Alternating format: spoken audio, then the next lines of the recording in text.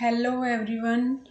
आज हम डिस्कस करेंगे अपना HCS मेंस के फिजिक्स के पोर्शन का क्वेश्चन नंबर 4 का ए पार्ट, जो कि क्या है question for Maxwell Boltzmann energy distribution obtain expression for the energy distribution law, average energy, total internal energy and specific heat at constant volume of gas।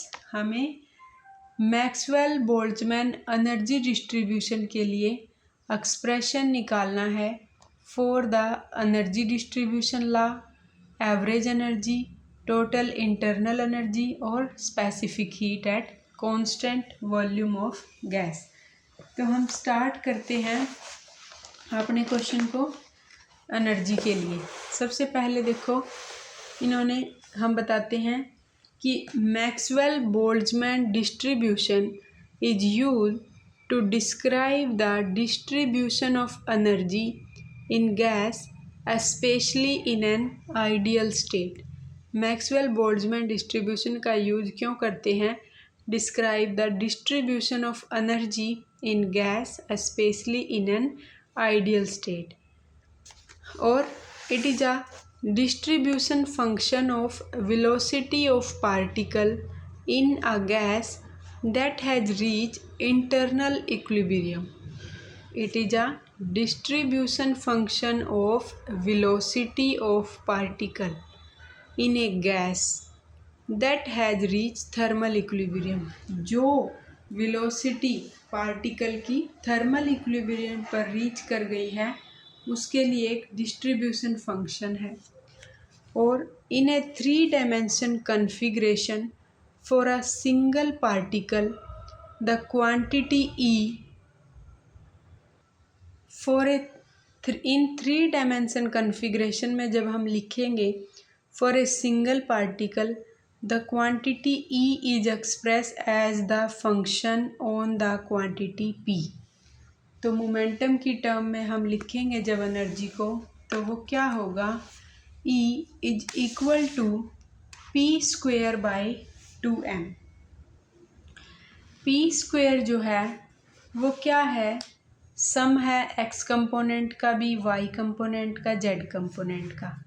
P square is equal to P X square plus P Y square plus P Z square. And m जो है ये क्या है? Mass है, mass of Maxwell Boltzmann distribution regarding the momentum component px, py, pz can also be expressed as f of p is equal to 1 by 2 pi m kb t की power 3 by 2।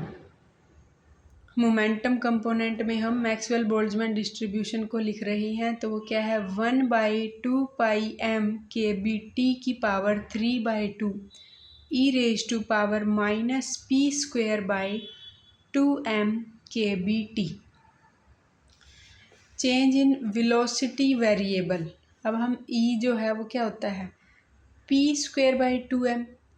P क्या होगा फिर? 2me। Root ले लेंगे, square था ना, तो P equal to root of 2me। Volume element in momentum space. अब हम वॉल्यूम एलिमेंट लिखेंगे मोमेंटम के स्पेस में। डी क्यूब P की वैल्यू क्या होगी? डी क्यूब P की 4 pi P square D P. 4 pi P square की वैल्यू क्या हो जाएगी? 2me। डी पी की वैल्यू क्या हो जाएगी फिर? D P D E by root of 2m।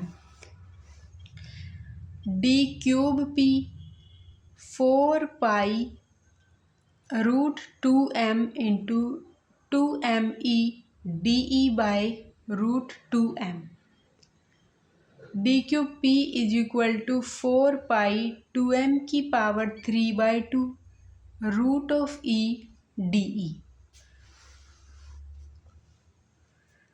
The probability distribution of energy is f of E equal to f of P। ये आपको समझ आया है? देखो क्या है, मोमेंटम ये है P √2m_e। वॉल्यूम एलिमेंट लिखना है हमने मोमेंटम स्पेस में। वॉल्यूम एलिमेंट क्या कैसे लिखते हैं, d3p से। तो वो क्या होता है 4πp² dp। जब हम p² ले लेंगे इसका तो देखो क्या हो जाएगा 2m ही आएगा। जब हम dp ले रहे हैं ना इसका, तो देखो 2me है, √2m तो कांस्टेंट है, √e का हमने लेना है, तो √e का क्या हो जाएगा 1/2 तो आगे आएगा ही, और एक पावर कम हो जाएगी, डेरिवेटिव ऐसे लेंगे तो √2m तो आगे आ गया, ये √2m है, de है, और जो पावर कम हो जाएगी हम उसको लिख लेंगे। तो यहाँ से सोल्व करेंगे हम इसको, e⁻−1/2 जो आएगी पावर एक कम होके, तो यहाँ ये नहीं आएगा, तो ये 4π सोल्व करके देखना आप इसको, ऐसे ही आएगा ये 4π2m⁻³ √e de। अब probability distribution of energy is f(e) = f(p). f(e) de is equal to f(p). अभी पीछे देखा था हमने f(p) को, वो क्या था 1/f(p) क्या था 1/2πm kBt⁻³ e⁻−p²/2m kBt। तो 1/2πm kBt⁻³² e की पावर, अब पुट कर देते हैं हम, e की पावर क्या थी -p²/2m kBt। तो अब हम p² की वैल्यू भी है हमारे पास, तो पुट करो e⁻−e/kBt 4π, और यहाँ देखो क्योंकि हम इसको किस में ले रहे हैं d3p में ले रहे हैं, तो 4π2m⁻³ अब f(e) = सोल्व कर लिया इसको सेपरेटली, 2/√π 1/kBt⁻³/2 देखो इसको सोल्व करते हैं ना, जब ये मिलेगा, यहाँ 4π है यहाँ 2π है, सोल्व करेंगे 2/√π 1/kBt⁻³/2 √e की पावर -e/kBt।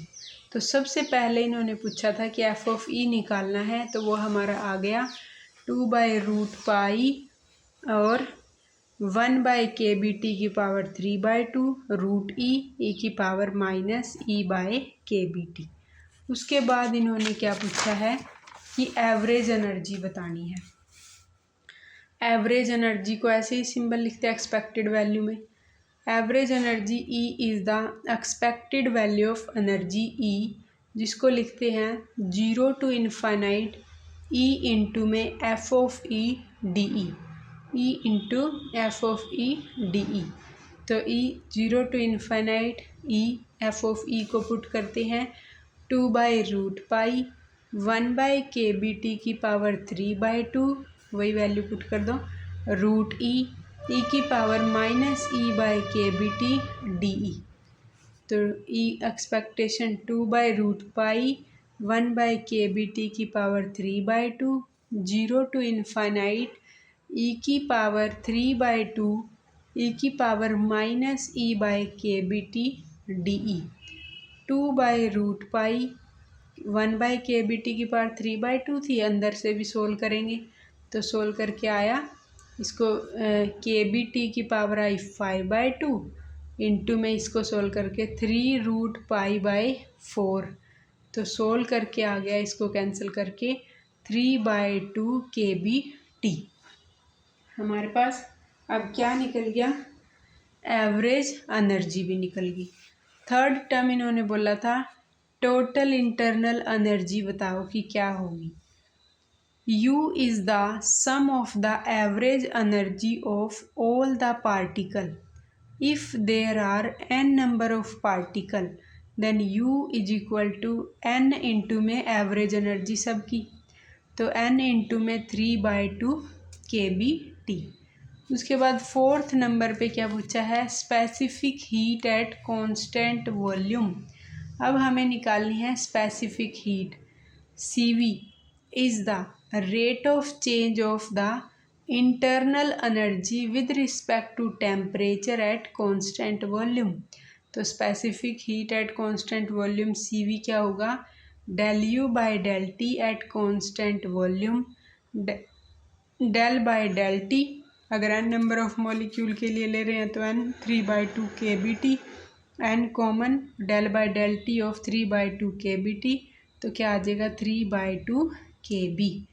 यूजिंग R को हम क्या लेंगे Na इंटू में kB, तो CV is equal to 3/2 NkB। तो यहाँ से हमारे पास क्या आ जाएगा 3/2, NkB की जगह क्या है R है, तो 3/2 R।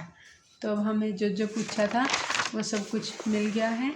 f(e) बोला था, तो f(e) हमारे पास सबसे पहले क्या बोला था इन्होंने, obtain expression for the energy distribution law. तो एनर्जी डिस्ट्रीब्यूशन लॉ के लिए एक्सप्रेशन आया 2/√π 1/kBt की पावर 3/2 √e रेज पर -e/kBt। दूसरा इन्होंने बोला था कि एवरेज एनर्जी बताओ, तो एवरेज एनर्जी आया 3/2 kBt। फिर इन्होंने बोला था कि टोटल एनर्जी बतानी है, तो टोटल एनर्जी आई UN इंटू 3/2 kBt। फिर लास्ट था specific heat at constant volume, तो CV 3/2 NkB 3/2 R पर मोल, NkB क्या है R है। तो ये हमारा हो गया कंप्लीट क्वेश्चन। नेक्स्ट वीडियो में हम अपना नेक्स्ट क्वेश्चन करेंगे। Thank you.